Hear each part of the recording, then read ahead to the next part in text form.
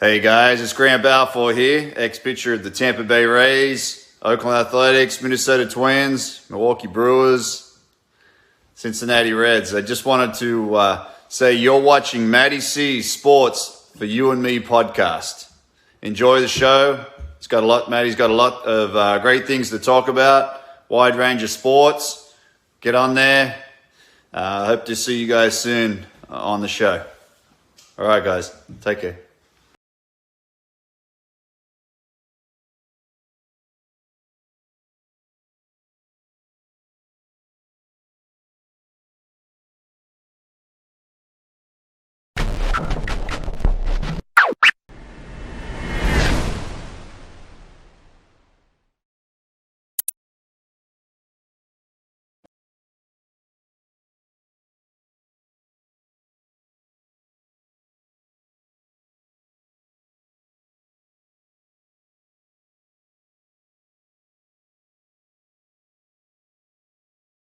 On this team, we fight for that inch.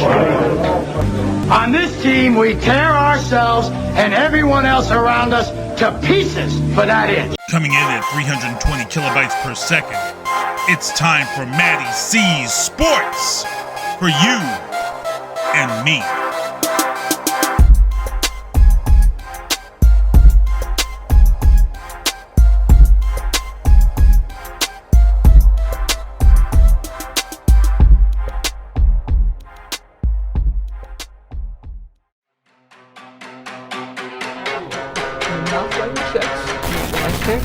I'm gonna cash it on you.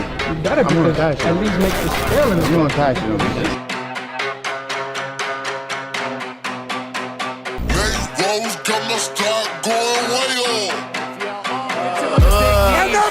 I heard they checking for me, no one checking on me, so I had to go run up a check. I got the message on me, ain't no flexing on me, my attorney gon' call and collect. Blessings on blessings for me, my successes only made them envious, they got upset. I had to put all their egos in check. I want the money, the power, respect, and I heard you know so-and-so, you not a threat, cause I really know so-and-so, they like my family, so they gon' pretend that they cool till they busted your motherfucking chest. I'm getting gutter, my flow been like butter, my check in the bank, they see the number. All of my haters feel one of two ways, really upset or they show some respect. I can't even think about it, I've been up, so read about it, no beat around it, straight to it, no ring around it. You coming for me, we'll see about it, we'll never see it when I get my feet up. 100 meters away, I run the fee up, and go for king and I'm on a Pia. I had to re-up on a reel, so you stay the feeder, and put it back into the bit, cause I don't really need it. I heard they checking for me, no one checking on me, so I had to go run up a check. I got the message on me, ain't no flexing on me, my attorney gon' call and collect. Blessings on blessings for me, my successes only made them envious, they got upset. I had to put all their egos in check. I had to put all their egos in check. You're not entitled to anything else. I get 10 years of this under my belt. Your art isn't art, they don't feel it, and nobody hears it. Initiative stay on the shelf. Your ego done got in the way. It gotta die today. It gotta go. You should be happy I lighten the load. The weight of your arrogance, heavy as stone. I make an appearance, they already know. That chip on your shoulder gon' crumble and fold, yeah. It's not a secret that you have been fearing the shit that I'm on, so you back to the brag and the boast. But I'm in a class of my own.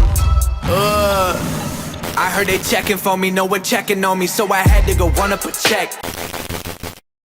All right, everybody, MattieC Sports for you and me. I got pretty much this man right here is the controller, the mind frame, the brains of Cage Titans, which is a big thing over here in New England. And I'd like to welcome Mike Polvere, not the one from Weymouth, but the one from here in around the area. So Mike, how you doing? Good, my man. It's funny you mentioned that guy from Weymouth, Quincy. Actually, the restaurant I work at is Coop's Bar and Grill in Quincy, and he says so many people. He's like, I'm so sick of people hitting me up thinking that I'm you. It's kind of hilarious. Yeah, me and him graduated the same year, and I think I saw one of the posts of that. And he says, I'm sick of you people trying to hit me up, and you said, I owe you a beer. I'll just give you one. Yeah, it's hilarious because my name's not really a popular name, but to have two guys from the South Shore with that name, it's kind of hilarious. And it was kind of funny when he put it out there, because he's hit me up a few times like, yo, people keep asking me for fights. Am I the fight guy? He gets recognized for that. It's kind of common. Is he a Weymouth kid or you Brockton He kid? is. He's a Weymouth kid. He graduated with me in 07. Good kid. He's a really good kid. Hung out with them a couple of times and stuff like that. Cool. So both Polveres are cool kids. So there we go.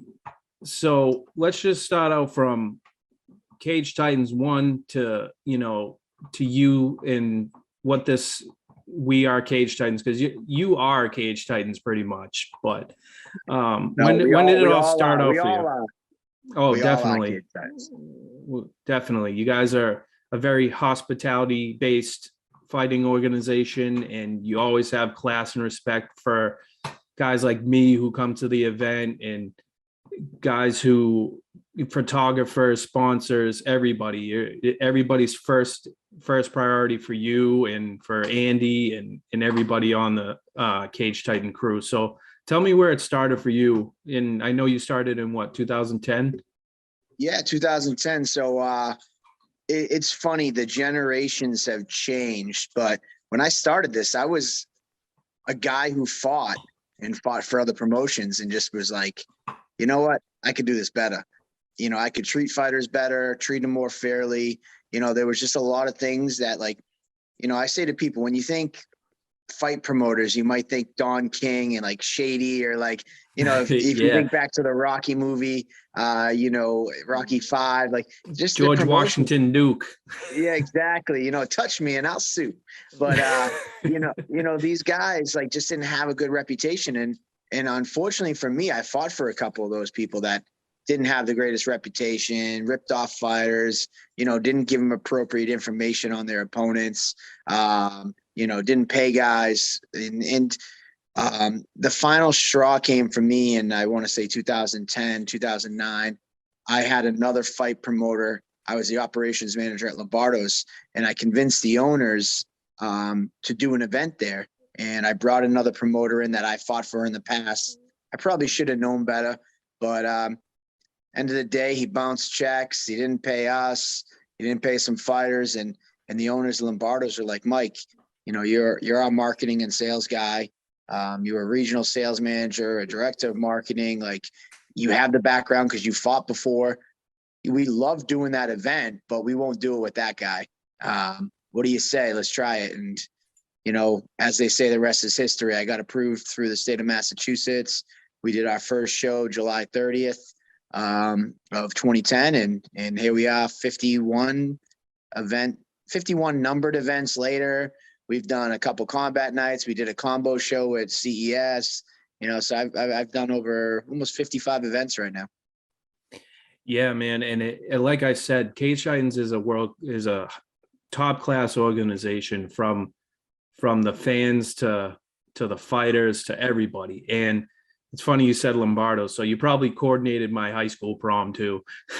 So oddly enough, when you say 2007, I was the manager. I was the operations manager in 2007. I stopped working at Lombardo's in, I want to say 2012. Basically, we did 3 events at Lombardo's. Then we did $1 million renovation, and they were just like, Mike, we got to stop doing the fights. And I was like, well, we've had some good events so far, and I'm kind of liking it. I don't think I want to stop. Our first year, we won the Boston Herald Rookie Promotion of the Year. Mm-hmm. So I found a new location. We did the Union Hall in Boston. But, probably going into like 2012, I stopped working at Lombardo's. I think that there might have been a little bit of animosity because, I stopped. I think they thought I would stop doing events because I wasn't doing them there anymore. And I just kind of took the ball and ran with it. So yeah, I left there, but I was there for your prom then. You were probably one of the guys that I was catching the nips in the bathroom or something. No, you were not. That was after that. All right. I was a good boy in that time. All right. Good. So let's get down to it, man. Cage Titans 50 was a big show, and it was amazing how you guys set that up. the amateurs. I mean, it was like a storyline, really. I mean, you had the kid who went to prom and, you know, rocked it on the mat, and just pretty much just was a show in himself. Billy Goff, Bugs had a good fight. Penafiel had a good fight. Pete, just the list went on. It was just a great night of fighting, and, you know, having Andy fight in the day was great. And, you know, I never knew he was combat trained like that. And it's amazing. He put on a good show himself too. And he was impressive. And then he had his pimp suit on right after that, going back to normal business. So, I mean, this promotion is huge. And I mean, how is it with the city of Plymouth? Like, how is it with them? I mean, it seems like they really have done well with you, and even the brewery down the street. I mean, Secondhand Brewing has worked with you guys last show. So, what's it like to have Plymouth on your side? Yeah, you know, so I actually fought in Plymouth my last amateur fight and my first pro fight, and I absolutely love the venue. I mean, you know, I'm not bragging, or I don't think exaggerating or lying when I say this is the best local venue in New England for fights, just the way it's set up and all that. So when I fought for these, oddly enough, I fought my last amateur fight for a company that did one show at Memorial Hall, had a abysmal crowd, then never did a show at Memorial Hall again.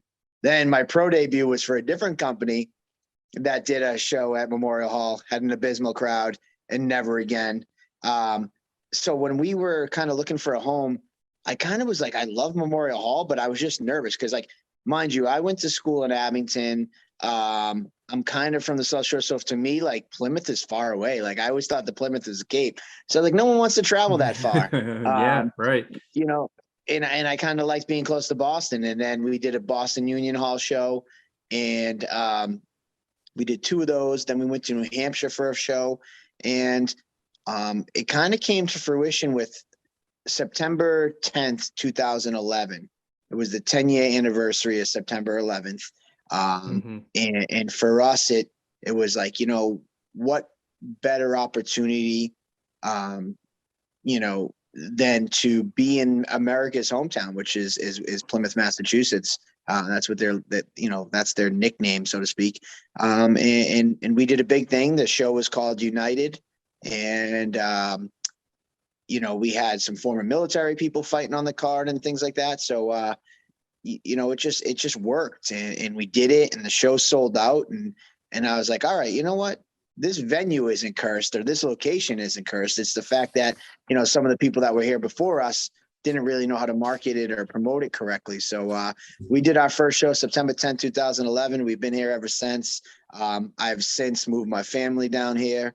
My wife is originally from Plymouth, so it's beautiful to be a part of the Plymouth community. I always tell people, like, when you think back in the day, I shouldn't say it now, I used to say it. When you think Pawtucket, you think the Pawtucket Red Sox. You know, when you think Plymouth, I want you to think Cage Titans. Like, this is our home. We bring a lot to the community. We've done the 4th of July parade. We've adopted families over the holidays. You mentioned Second Wind Brewery, who brewed our exclusive Cage Titans beer.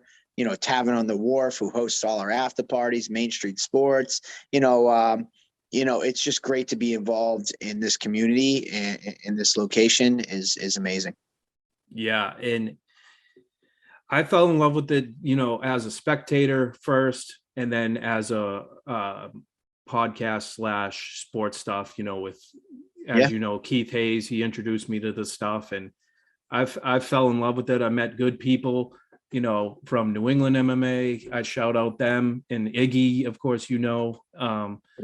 You know, it's just a great family atmosphere from the ground up, like I said, and I respect that to me, with We Are Cage Titans, is a definite thing. It's a family in its own. So yeah, I love it, man, and you've done a good job with it, I have to say. And I will be there Friday next week. So it's the presser. It's gonna be a good time. You know, you people ask, Or sorry, where does Saturday. Sorry, Saturday. Saturday, yeah. I didn't know if you'd be either way, but people ask about that. We are Cage Titans, and I feel like sometimes you find with companies it's like a motto or a tagline to sell themselves, but this is something that I truly believe in. We are all in this together. Though you see these fighters, and back in the day, because I fought, I know what goes into it, and when I say we are Cage Titans, we all are. Like, yes, those two guys competing on fight night are what we all see and we cheer and we love. But behind that is their teammates, their significant others who, miss out on time because they're at the gym every day. Family members who missed out on seeing them at birthday parties or whatever, celebrations leading up in fight camp. The training partners who didn't fight that night but got punched in the face for 8 weeks while you prepared for that. Like, it comes down to guys like you who are covering the sport, to our photographers who are capturing those moments. Like, when I fought, I don't have any pictures of half of my fights. I don't have video. Like, what goes into Cage Titans, like, we all make Cage Titans. From everybody, for whether you're selling beers in the crowd or you're the fighters fighting that night, like, it's all, we need every piece of it to be as special, to make it as special as we do make it. So I believe in it. I truly do in my heart. When I say it, I mean it with every ounce of my being. Like, without all those pieces of the puzzle, no one piece is more important than the other. And I think the fans and the fighters and the teams and everybody sees it. I go to the gym the other day and one of the fighters' dads comes up and shakes my hand, and it's like, hey, we start shooting the shit a little bit. And I'm like, listen, I'm a father of 5. Like, I can relate to you. What it's like to see your kid in there, and and I'm on the mats with the fighters, and it's like, I fought. I know what it's like, what you go through, what you put your body through, what you put your, all the people that are involved in your life through. And even the funny thing, like, people joke when I say this, it's like, even your job, like, as a fighter, your job, if you work at a day job or whatever, night job, whatever you want to call it, like, don't think for 1 second your boss doesn't realize your work production suffers when you're training for a fight, because that's all you're probably thinking about as a fighter. Right. So it's like, thank your job for being lenient with you when you come in a little beat up and you can't, whether you're a laborer and you can't do as much work, or, you're at a desk job and you're daydreaming about your fight or watching videos on your opponent. Like, everybody contributes to this. And that's all I got. That's all I got on that topic. Yeah, no, I know. And, like you said, you got guys from Citadel fighting Lausanne. You got, guys from Florida, as we know. We got guys from everywhere, but they're all coming together to the common ground to fight. And, I remember you discussing that table talk, which I love that, man. It's so awesome. It's funny. You and Andy, it's funny stuff. Yeah. But you talking about Joe and how his wife Tina would, you allow her to come into the cage right after, like, doesn't matter, like, get out of my way, like she's coming in, like, don't mess with her, like, and stuff like that. And that's what I think is great. Like, you're putting family in to collaborate with it. And well, yeah, it's just like, that important piece of the puzzle, but, like, also knowing who these people are and these fighters are as people. Like, they're not just fight. I'm kind of like a family-owned business kind of guy. Like, I've worked in corporate businesses and family-owned. Like, corporate, you're employee XYZ. Family-owned business, you're who your name is. You're a person. You have a say. And I take pride in getting to know these fighters and knowing their names. And, like, guys will be like, hey, I don't know if you remember me, but I fought for you before. I'm like, hell yeah, I remember you. And I'll give them their name. And I'm like, you fought so-and-so. And they're like, oh, I didn't think you remember. I'm like, all of you guys, like, everybody. But I think you mentioned Tina and the party, and it's like, so many guys from out of state come back to us because they feel that how important they are to a show. They've said to me, your fans are amazing. Like, I've never been cheered as an out of towner, and here I come to cage sides as an out of towner and I get cheered. I want to come back.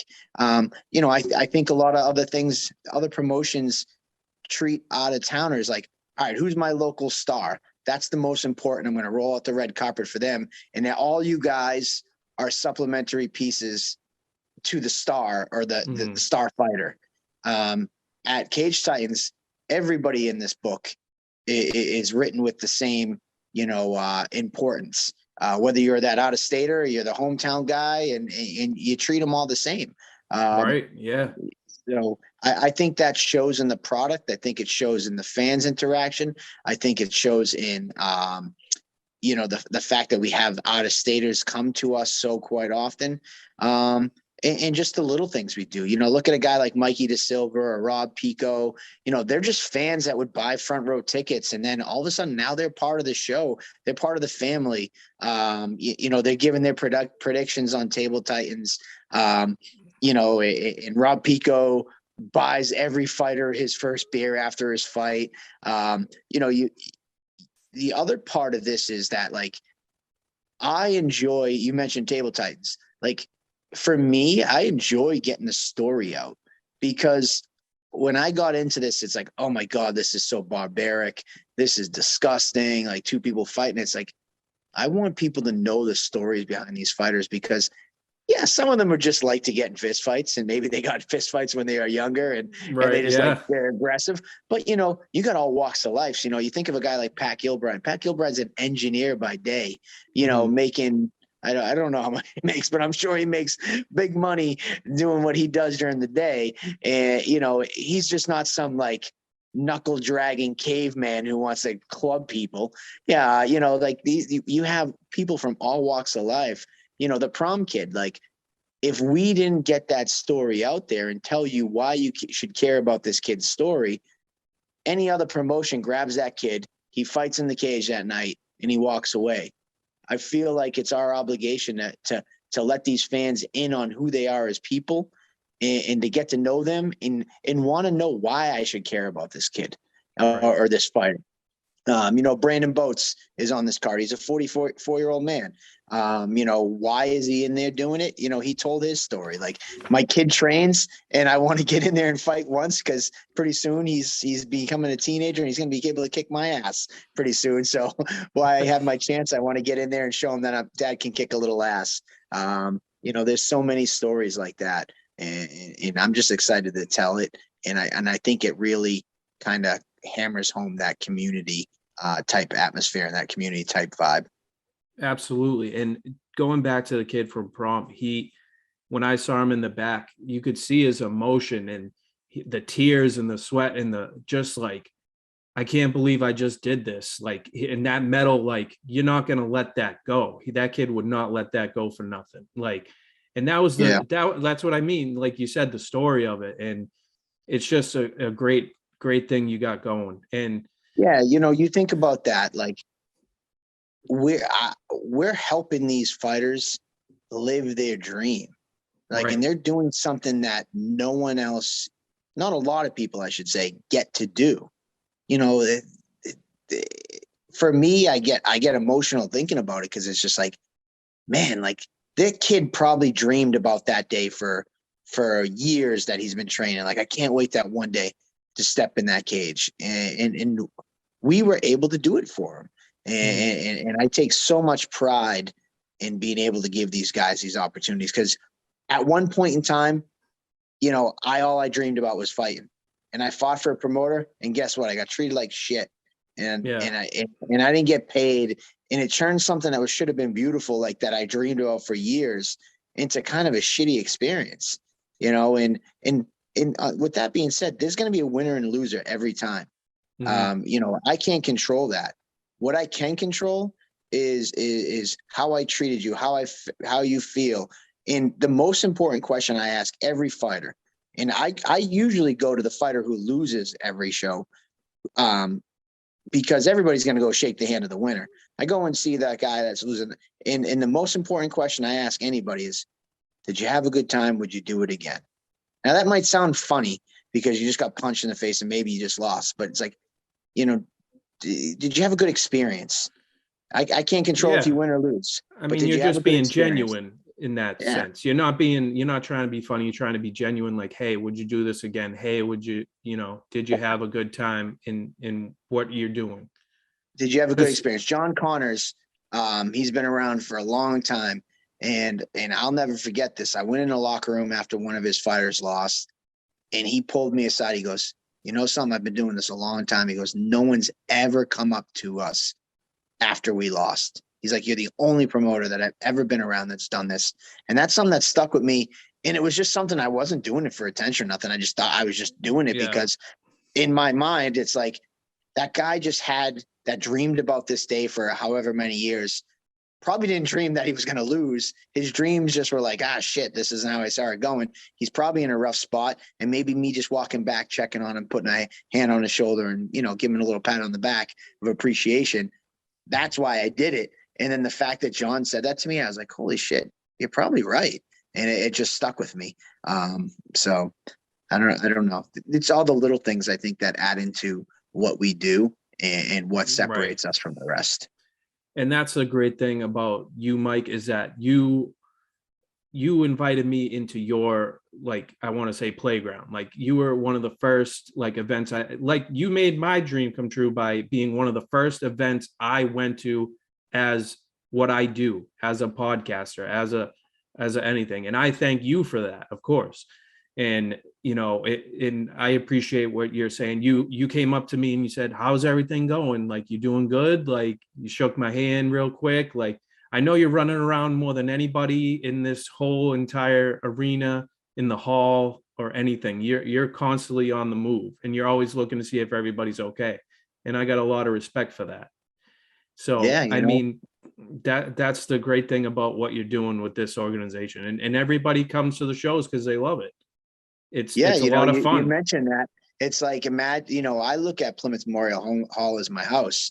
Imagine having people at your house and not walking over and shaking the hand and saying, "Hey, how you doing? You having a good time?" Like, it sounds silly when you got 15 to 2,000 people in there, but it's just like, I feel like I want to make sure people are having a good time. It makes me happy. I might be running around like an animal, but like, to stop for a quick second and shake someone's hand, like, I might have a million things in my head, but like, saying hi to people. And some of the funny part is that, like, I'll have people like the following day or the next week, I'm like, "Hey man, did you come to the show?" And they're like, "Yeah, I remember we shook hands, we had a little talk, we talked about this." And I'm like, "Dude, the whole night's a blur to me. I'm so sorry." They're like, "Dude, I was there. We had like a 5-minute conversation." I'm like, "Yeah, I'm sorry." I didn't even remember because I see so many people, but that's how I look at it. You guys are all in my house. I'm your host, and I want to make sure everybody's doing, having a good time and doing everything. And also, like, what's also helped us grow is through feedback. I'm not some Gestapo that's like, "This is my event. You take what I give you." Like, I've always asked, fighters and fans alike, like, what would you like to see at the show? What would you like to do different? I've had fans come to me and say, "Hey, listen, this doesn't work. We used a new ticketing company this year because the company we used to use had some trouble during COVID and they didn't come back around. So we used a new ticketing company." And I had some fans that like messaged me on Facebook after the show, and they're like, "Hey, I just want to let you know that ticketing was a mess if you bought online." I remember that. Yeah, you were saying that in the back. I remember. Yeah, so I was like, "Hey, well, walk me through the process, what happened." And then I said, "All right, so next show, right when you buy the tickets, share this with me, share that with me, do this." And then the next show, she was like, "Oh my God, it was so much better." And I was like, "Hey, thank you. If it wasn't for you bringing it to my attention, we wouldn't have been able to make it better." So, no one's ideas go unheard. And it goes back to that community. I guess the theme of everything I talk about is we are Cage Titans. Everybody's important and everybody's insight is important. No matter who you are. Right. And like you said, and it was a funny story for me, like, you running around and then he's like, "Who are you?" And I'm like, "I'm Matt Cameron. I work for this and this. I do this podcast and stuff." You're like, "Okay, give me your card real quick. Here, I'll put it in here." And then I gotta go. And then I'm like, "All right, man, do your thing." So that was funny. So let's talk about now you get the MMA logo into your logo. You added the MMA cage. I like it. Yes. And And I definitely, it's been a blessing in disguise, man. I mean, like I said, I've talked to hockey players, I've talked to football players, I've talked to all that stuff, but boxers and MMA, they are the classiest people. I've all talked to them. They're always nice people to me. I haven't had a bad one yet, knock on wood. So, but anyways, so let's talk about the big picture right now. So Cage Titans 51. Yep. Next Saturday, Plymouth Memorial Hall, of course. And I mean, you got a big prelims and you got a lot of main cards on the line. You got a bantamweight championship. You got what else? Let's see. You got the featherweight championship, lightweight championship. You just got a bunch of stuff going on, and of course the interim championship.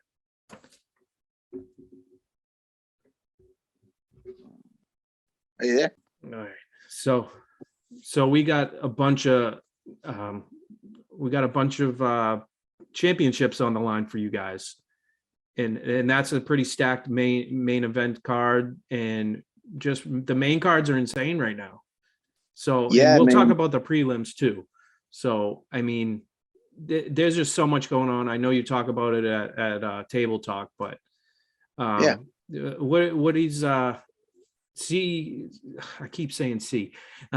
Cage Titans 51. So how good do you think it's going to be? I mean, is this going to be off the chain? Because I like a lot of the fighters on this card, man. Honestly. Yeah, you know, it's funny. You hear promoters, this is the best card ever. This is the best card ever. I always try to refrain from that because that's just like you lose credibility because as a promoter, that's just the go-to line. Best promote. This is the best fight card, biggest stacked. Listen, you know, in my opinion, you know, the cards will speak for themselves. You know, that's true. You got Joe Giannetti at the top, the lightweight champ. He fought his entire amateur career with Cage Titans. Then he went through his entire pro career until he made it to the Ultimate Fighter. He made it all the way to the finale.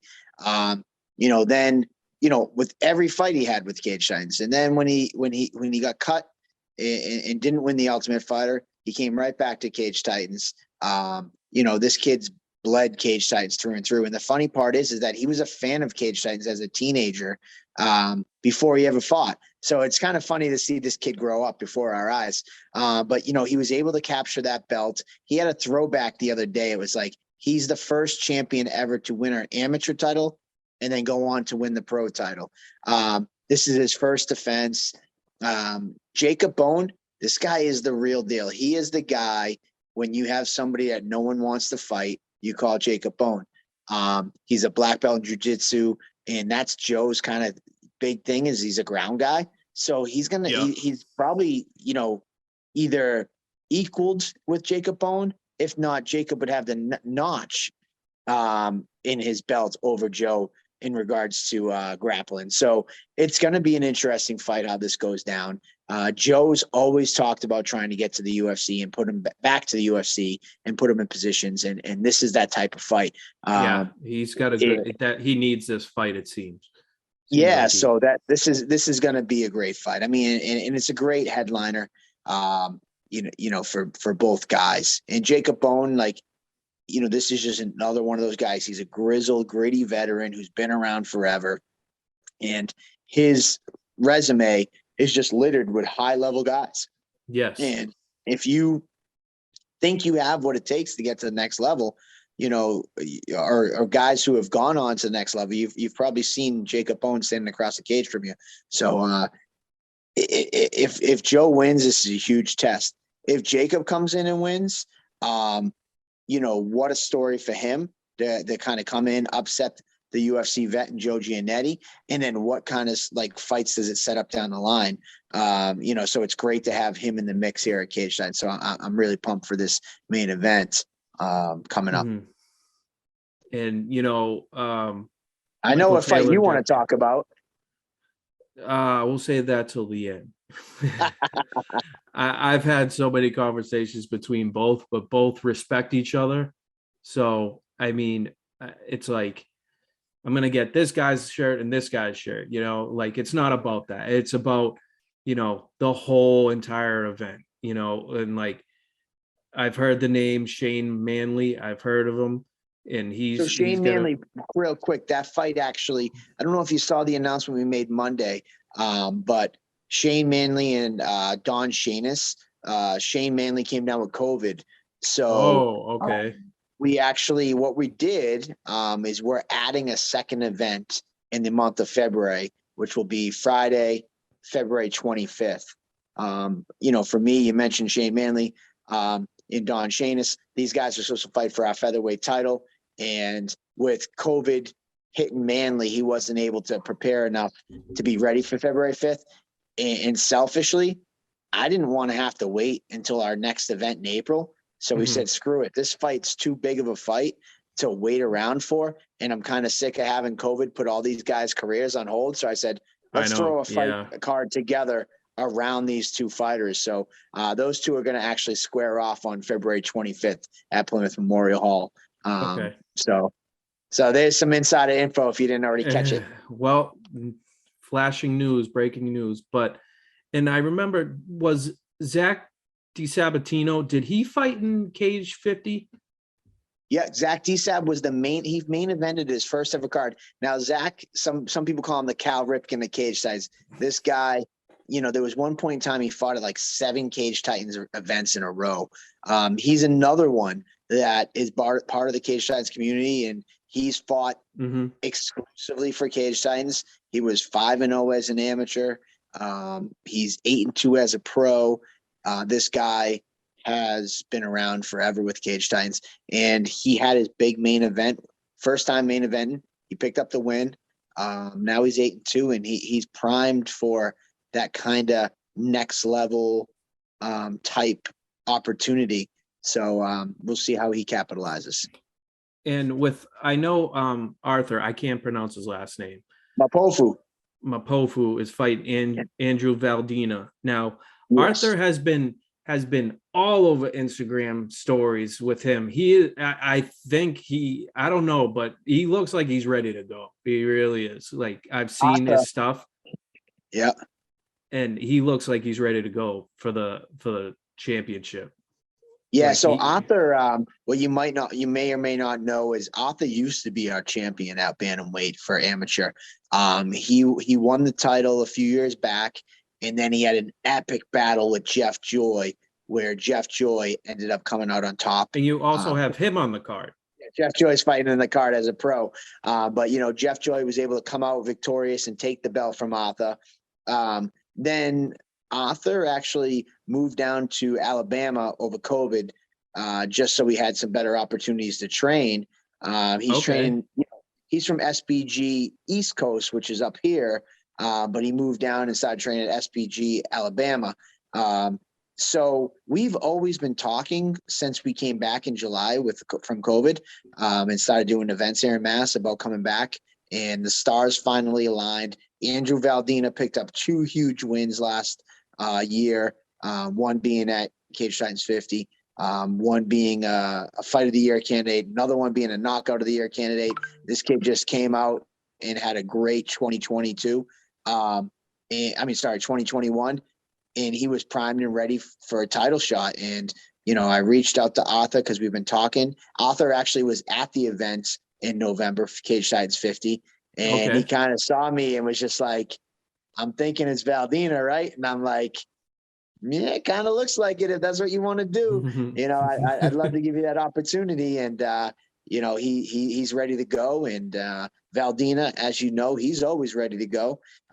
This fight, I'm telling you right now, bring your decibel reader, because this will probably be the loudest fight. I will say this. I can tell you this. I always don't say like this is the biggest card ever. This will be the loudest fight we've ever had at Memorial Hall. I can tell you that simply because both guys are huge ticket sellers. They both bring a huge fan base, and we've never had the amount of tickets sold exclusively between 2 fighters than we've had with these two. So this place is going to be rip roaring, ready to go. It's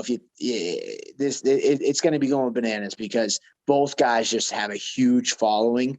And usually, you get a guy with a huge following the other guy that he's fighting probably doesn't have much of a following, or maybe a little less following. These guys are two superstars within Cage Titans, and they're facing off. You know, this is if you're a wrestling fan, and I'm not, but like this is like the John Cena versus The Rock, or like the Hulk Hogan versus The Rock, where you just got two guys that are just superstars that are just going off, and it's something special. So this fight, this will bring the intensity for sure.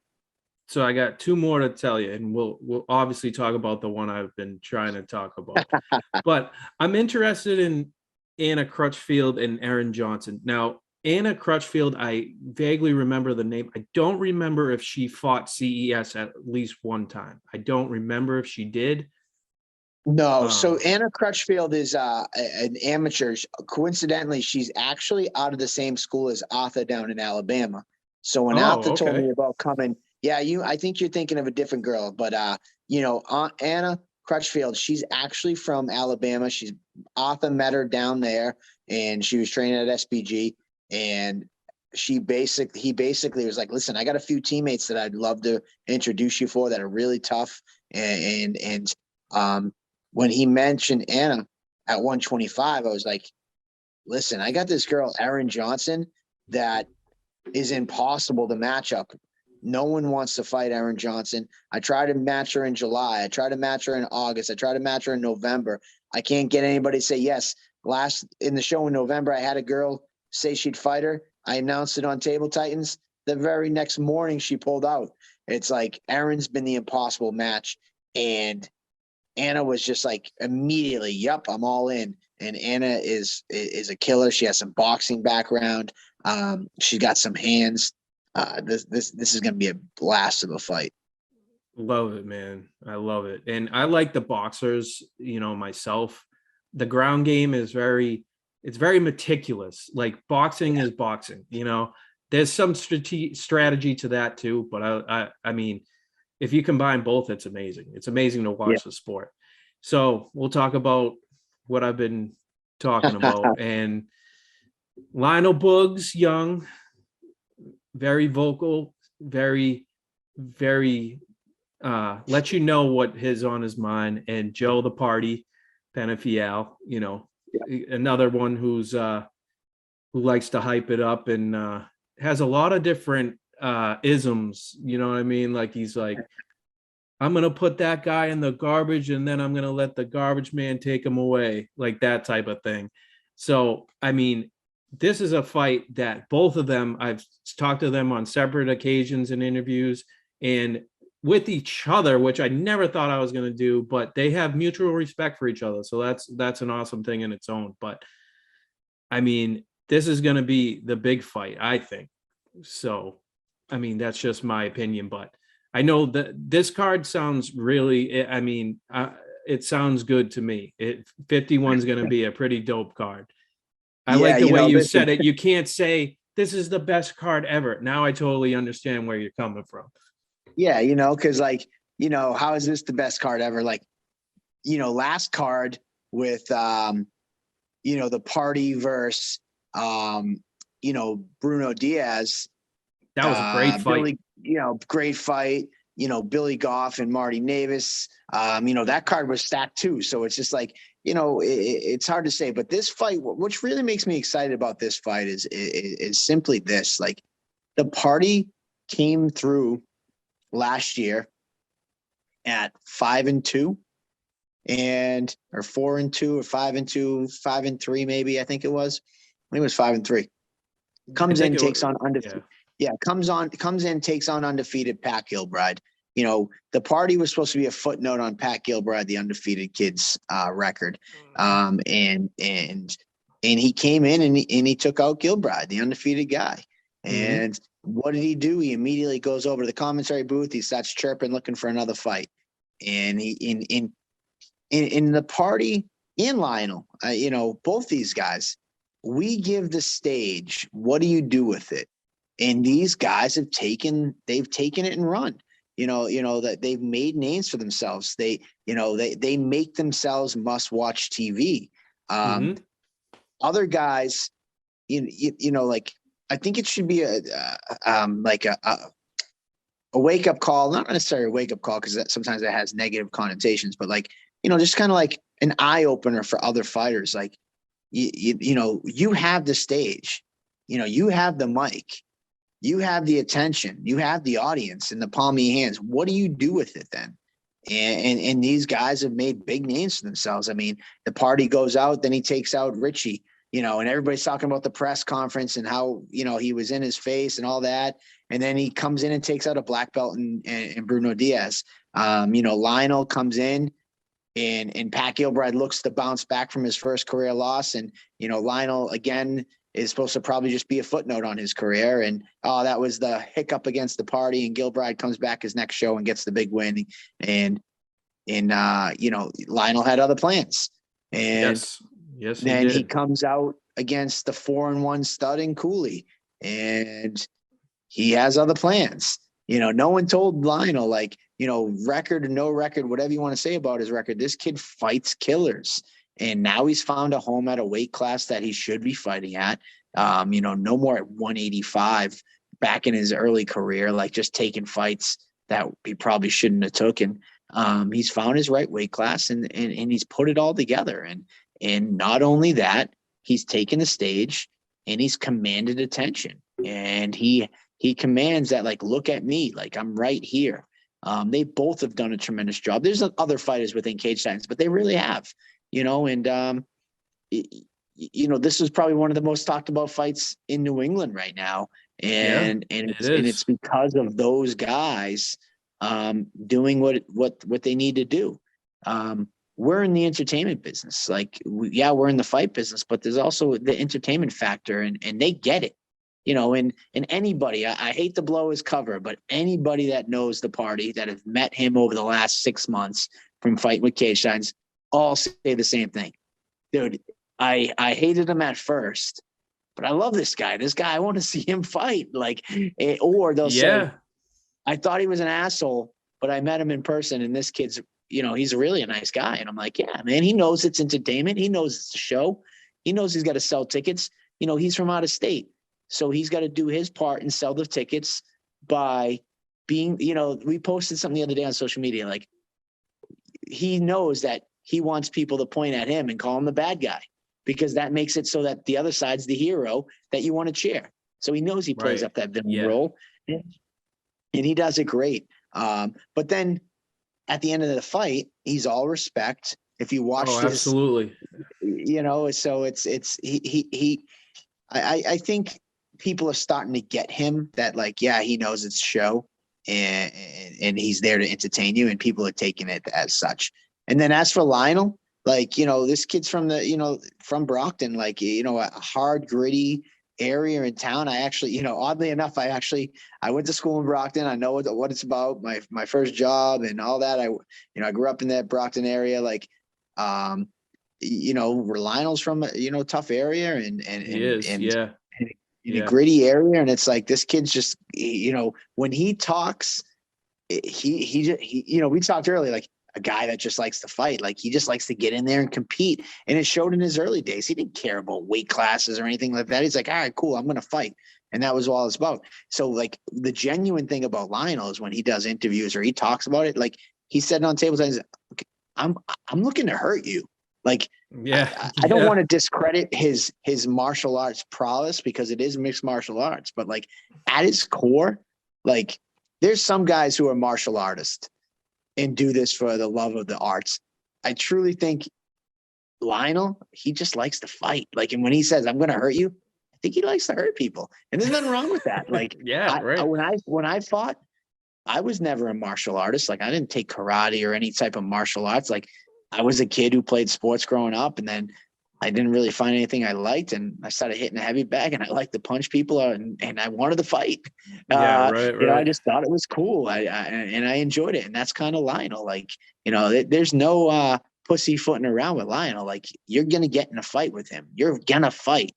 And there's a little piece of the martial arts. Like, when you tie everything together, like that intensity, that edge, I think that, that helps him in that cage. Like, when he fought in his last fight, like, Cooley was probably the more polished striker. You know, when he fought Gilbride, Gilbride was probably the more decorated jiu-jitsu guy. But like that edge that like, I'm going to F you up, Lionel has that. And he brings that to the fight. So that's what's going to make this fight very interesting. You know, and the best part about this is that people are talking about it. People want to see it. You know, and we get the chance to put the title on the line. Like right now, our champion is he went and got another belt. He was, you know, he wanted to go try to become a champ in New England. And he won that belt, and he's out competing for those guys. So he's not with us right now. I know you're talking about, You know, Jay, he was a great champ, you know, but right now he's not within the Cage Titans organization while he's defending their belt. So it just made sense that we have two, you know, hot prospects, or I don't know prospects, but like two really talked about fighters that had tremendous years. And I feel they deserve the opportunity to fight for the belt. And since Jay can't defend right now, it just made the most sense to have these two guys fight it out. And then when Jay's ready to come back, he fights the winner. That's kind of it. These guys deserve it. I think they had a great year. Lionel's put in 12. He fought before I even started Cage Time. This guy's been grinding away for years. And 27 fights. Yeah, man, this is his opportunity to have the main stage. If anybody in New England has deserved it, it's this guy. You know, all other shit aside, like this kid had a tremendous year. He's taken on some tough fighters, and he deserves this stage. And I truly believe that. And the same thing for the party. Like, how can you argue this guy? Like, he asked for the title after he won the first fight for us in July. Then he asked for the title in August. He asked for the title in November. He asked for the title in February. This kid's like, and how do I deny him that? Like, oh, well, yeah. So I think right now the two best guys fighting in the Cage Titans organization that are currently doing it are these two guys. So that's why I'm going to throw that title up to the line. And when our champ Jay is ready to come back, he can fight one of these guys, you know, or listen, if Jay defends his title with the other organization, CES, and he gets called up by the UFC, that's amazing. Like, we wish him the best. So, you know, then the whoever wins between Lionel instead of the interim champ, they just become our champ, and we start lining up guys for them to defend against, and see where that goes. Well, I can't say enough about how respectful those two are, even though they're, you know, they're funny and they're, you know, all joking aside, they're ready to fight, and they both know that. And it's funny with Lionel, he's a good dude, and Joe too. And it's funny that a person I know said, "Oh, Joe's an asshole. He sucks." I said, "Okay, well, do you really know the guy? Do you really know who he is? Have you ever met him? Like, you're just talking out of your ass. Like, you don't really know." Like you said, it's the entertainment factor, but it's going to be a good one. I can't wait to be there next Saturday. And of course, see you and see everybody else, and Andy and everybody. So my last thing is, you know, I know you work at Coops, you told me. So I used to work behind you at the old countertop Bill Shays way back in the day. Yeah. So it's funny, like the different comparisons of like, there goes Lombardo's, my prom. There's, you work at Coops, I work behind you. So I've seen you at places somewhere along the line. So now it's now we are Cage Titans now. There we go. It's funny that I didn't know that. That's amazing. Yeah, Bill Shea actually is our landlord at Coops. He owns the building. So okay. Yeah, we've known. So yeah, so for 16 years, we opened in 2006. So yeah, that's a funny connection. It's crazy. You know what they say? It's truly a small world. Yes, and every lunch break would be a beer at the bar at Coops on Fridays. They still come in every Friday. Mike Casarano and a couple of other guys. They still come in on Fridays. Yep. So yeah, how long ago was it that you worked there? Oh, dude, that was 2 years after high school. I didn't last too long. I retired. There you go. Retired from the countertop. Well, cool. Well, hey, Matty, I really appreciate, the time. Thank tonight, you. Thank you for coming on. yeah, we look forward to seeing you next week.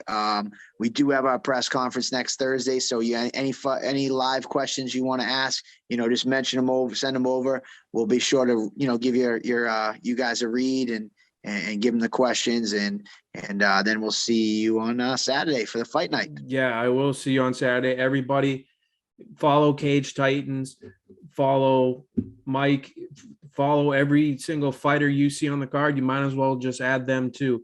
There's a lot of good people out there. Shout out Slippery Pete. There you go, bud.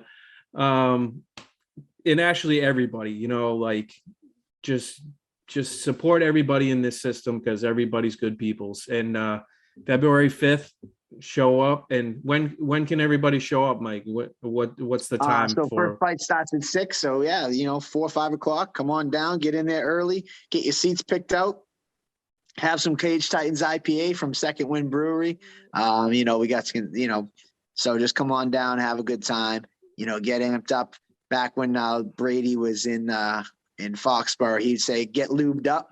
Get a couple of cold ones in you and get ready to cheer your ass off because these fighters put a lot of work in, and they're putting it all on the line for your entertainment. So, be respectful of everybody. Cheer as loud as you can. That's the best thing you can do.